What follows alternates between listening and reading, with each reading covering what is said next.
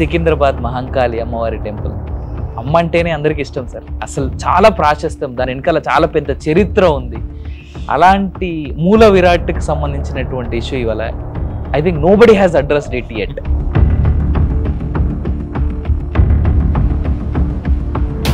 మహంకాళి, ఉజ్జయిని మహంకాళి అమ్మవారి దేవాలయం 200 సంవత్సరాలకు పైన ఉన్నటువంటి చరిత్ర.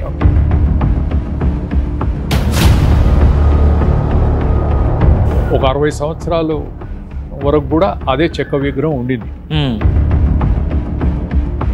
మంత్రి గారి ఆదేశంతో నేను లెటర్ చూశాను, నేనేదో ఊరికే చెప్పడం కాదు. ఇది ఒక కొత్త విగ్రహాన్ని అక్కడ ప్రతిష్ఠ చేయాలనేటువంటి ఆలోచన చేస్తున్నారు అని తెలిసినప్పుడు అసలు విషయాలు ఏమిటో తెలుసుకుందామని చెప్పి నేనే టెంపుల్కి వెళ్ళాను. అంతవరకు ఈఓ గారు వచ్చి నాతో కలుస్తారు అని చెప్పి నాకు కొంతమందితో మెసేజ్ పంపించారు. ఓకే, అమ్మవారి విగ్రహం ఎవరు చూడలేకపోతున్నారు, కవచం చిన్న విగ్రహం. అందరూ కోరుకుంటున్నారు ఏమిటంటే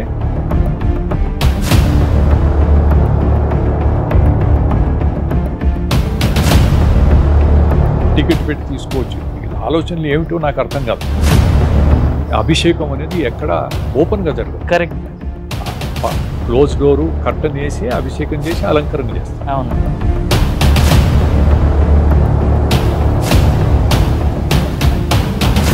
ఇక్కడ తీసుకొచ్చి 9 అంగుళాల అంటే చెక్క విగ్రహం బదులుగా 9 అంగుళాల రాతి విగ్రహం పెట్టి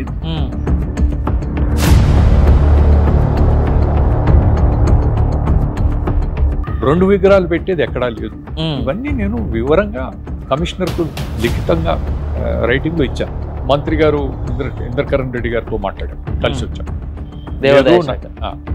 ఆయన లేదు, నేను కమిషనర్తో మాట్లాడాను, ఆ వివరాలన్నీ కూడా ఇది మేము కానివ్వం. ఇది మా ముందే కమిషనర్ ఫోన్ చేసి శశిధర్ రెడ్డి గారు ఇక్కడే ఉన్నారు, మీరు క్లియర్గా ఇన్స్ట్రక్షన్స్ ఇవ్వండి